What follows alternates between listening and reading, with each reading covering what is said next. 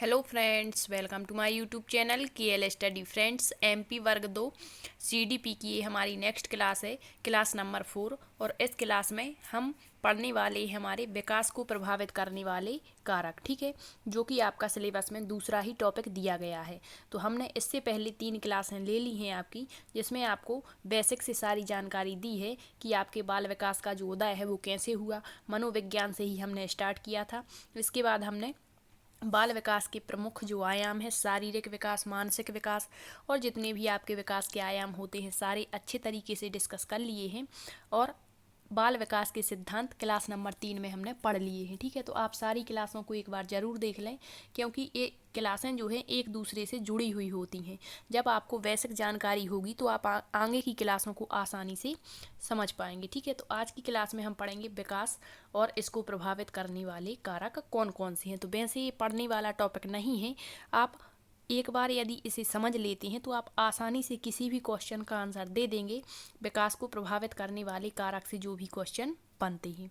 तो आइए फिर भी हम एक बार देख लेते हैं।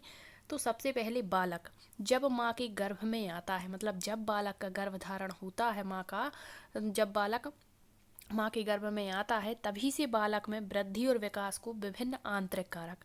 अब यहाँ पर केवल 2 चीज़ें समझने वाली हैं। आंतरिक कारक का मतलब जो आनुवंशिक गुण या जो वंशानुगत गुण होते हैं, जो माता पिता से प्राप्त होते हैं, वंश परंपरा के जो गुण होते हैं। अब ऐसा नहीं होता कि आनुवंशिक गुणों में केवल माता पिता के ही गुण आएंगे, क्योंकि इनके जो पूर्वज होते हैं उनके भी गुण यहाँ पर आ सकते हैं। तो सभी गुणों को मिलाकर के आनुवंशिक गुण कहा जाता है, ना कि केवल माता पिता के, ठीक। तो एक तो ये बात याद रखनी है कि आंतरिक कारक जो आनुवंशिक गुण है, इसी को हम जैविक गुण भी कह सकते हैं या इसी को वंश परंपरागत प्राप्त गुण कह सकते हैं। और बाह्य कारक में जितने भी गुण वातावरण से हमें प्राप्त होते हैं, तो वो वातावरणीय कारक, परिवेशीय कारक या फिर पर्यावरणीय कारक इनको कहते हैं। गर्भ में बाहर आने के बाद जो समाज से प्राप्त होते हैं, अपना अपना प्रभाव डालते हैं। अब ये कारक कौन कौन से हैं तो ये आपको बताना है।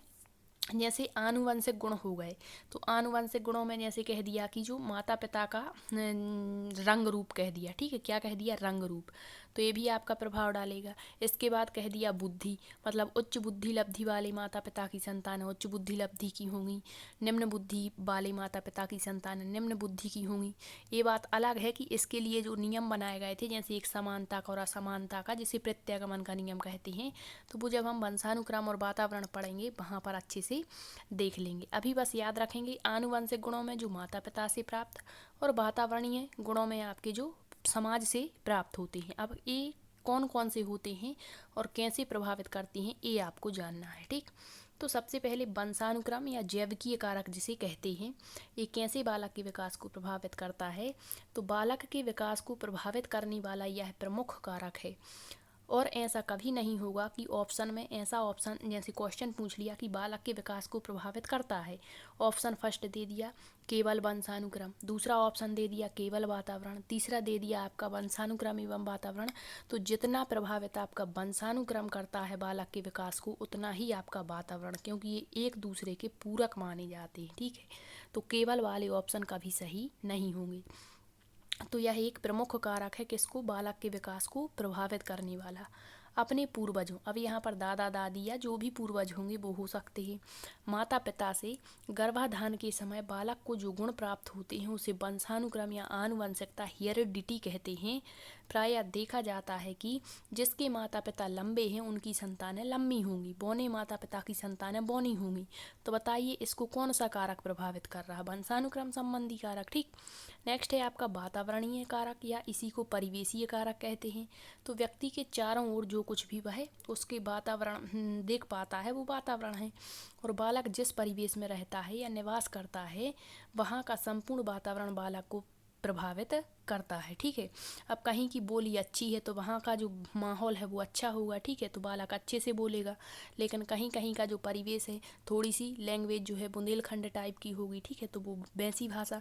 लेकिन सभी को महत्व देना होता है, ये हमारी शिक्षा नीति 2020 कहती है, ठीक है। नेक्स्ट है आपका जन्मक्रम, बालक के विकास पर परिवार के जन्मक्रम का प्रभाव पड़ता है। जन्मक्रम का मतलब क्या है यहाँ पर कि जो पहला बालक होता है घर में, उसकी अपेक्षा जो दूसरा और तीसरा बालक होगा उसका विकास जल्दी होगा। क्यों, क्योंकि जो बाद के बालक हैं वो अपने पूर्व जन्मे मतलब जो पहले उससे जन्मे उसके भाई या बहन होंगे उनसे अनुकरण करके शीघ्रता से बातों को ग्रहण कर लेगा। तो एक कहलाता है जन्मक्रम। नेक्स्ट है आयु। आयु का प्रभाव पड़ता है कैसे? तो बालक में आयु वृद्धि के साथ साथ मतलब बालक की जैसे जैसे आयु बढ़ती जाती है उसका शारीरिक विकास की जो गति है और स्वरूप वो भी बढ़ता जाता है, मतलब परिवर्तित होता जाता है। जैसे छोटे बच्चे का शरीर लचीला होता है, हाथ पैर पतले होते हैं, ठीक है। जब वो बड़ा हो जाता है तो क्या हो जाता है, यही हाथ पैर कैसे होते जाते हैं, कठोर, मतलब आयु का प्रभाव पड़ रहा है विकास पर, ठीक है। जैसे ही आयु कम है तो उसका विकास अभी कम हुआ है, आयु बढ़ती जाएगी तो विकास भी उसका होता जाएगा। तो यह केवल शारीरिक विकास पर ही नहीं बल्कि मानसिक विकास पर भी आपकी आयु का प्रभाव पड़ता है। पहले वो कम समझ पाता था चीज़ों को, किसी की बात को नहीं समझ पाता था, लेकिन जैसे ही उसकी आयु बढ़ गई है तो वो अच्छे से उसकी बातों को तर्क करने लगेगा, सोचने लगेगा आदि चीज़ें। नेक्स्ट है बुद्धि। बुद्धि भी आपकी विकास को प्रभावित करती है कैसे? तो जैसे कुशाग्र बुद्धि वाले छात्रों का जो शारीरिक और मानसिक विकास होता है वो मंद बुद्धि छात्रों से शारीरिक और मानसिक विकास की अपेक्षा तीव्र होता है। कुशाग्र बुद्धि वाले बालक मंद बुद्धि बालकों की अपेक्षा जल्दी से भूलने लगते हैं, जल्दी से चलने लगते हैं, ठीक है।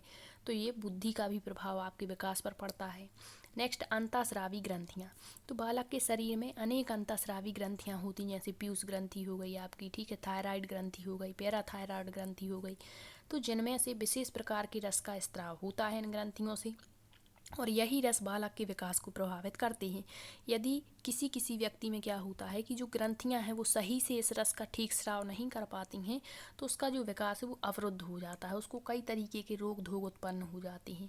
तो अंतःस्रावी ग्रंथियां भी आपकी प्रभावित करती हैं।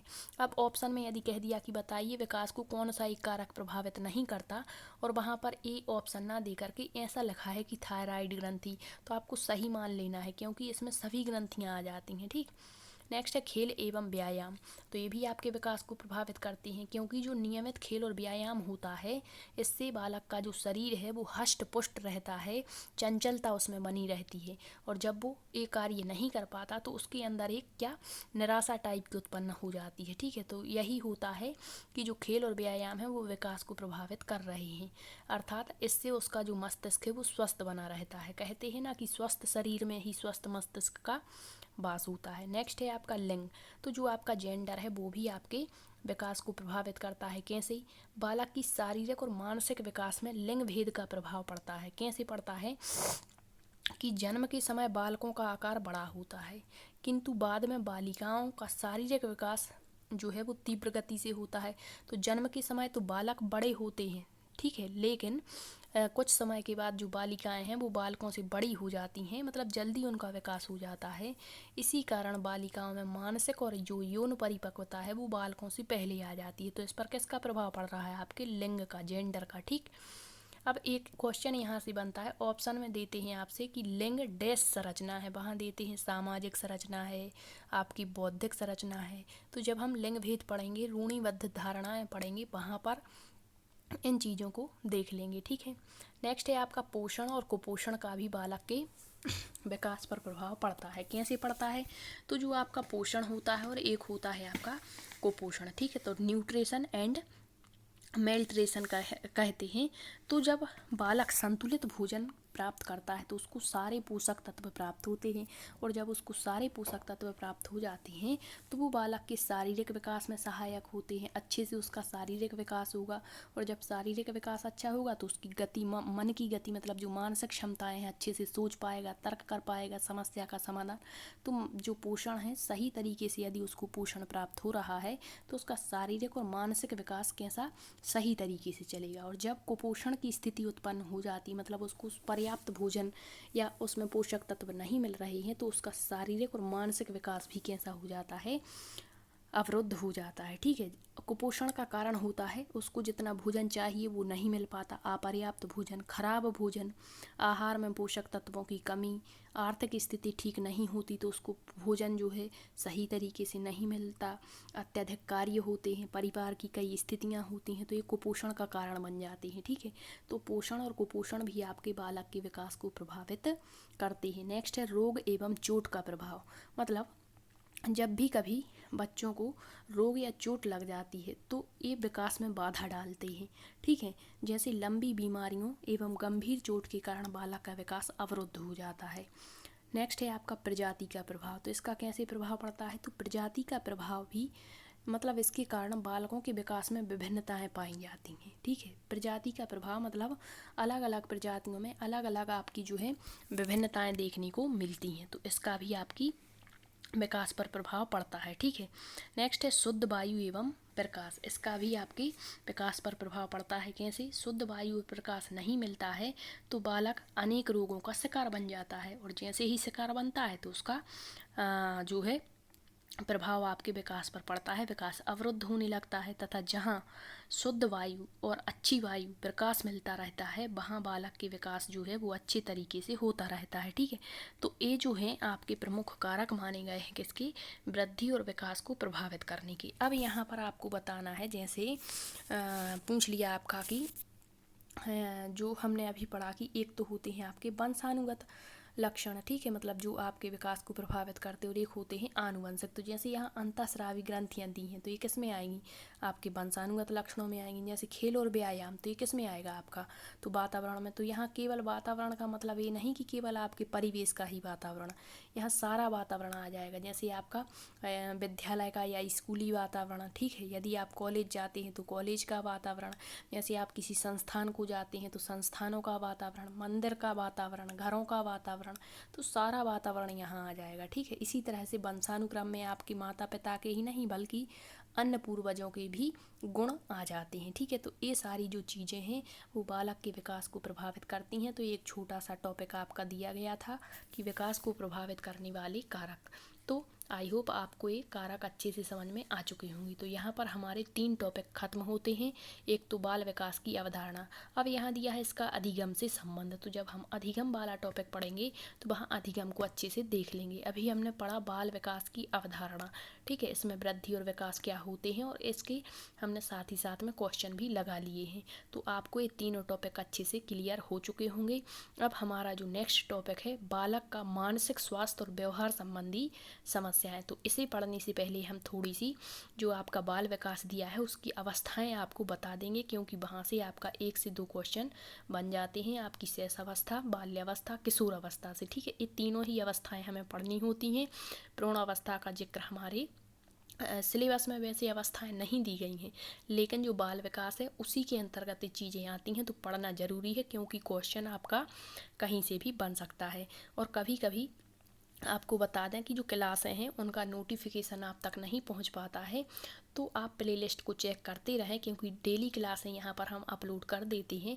नोटिफिकेशन ना पहुंचने से देख नहीं पाते आप लोग, तो एक बार आप प्लेलिस्ट चेक करेंगे तो सारी क्लासें आपको वहाँ पर मिल जाएंगी। ठीक है, यदि आपका कोई क्वेश्चन है तो कमेंट्स में पूछ सकते हैं, और क्लास कैसी लगी ये भी आप कमेंट्स में ज़रूर बताएँ। Thank you.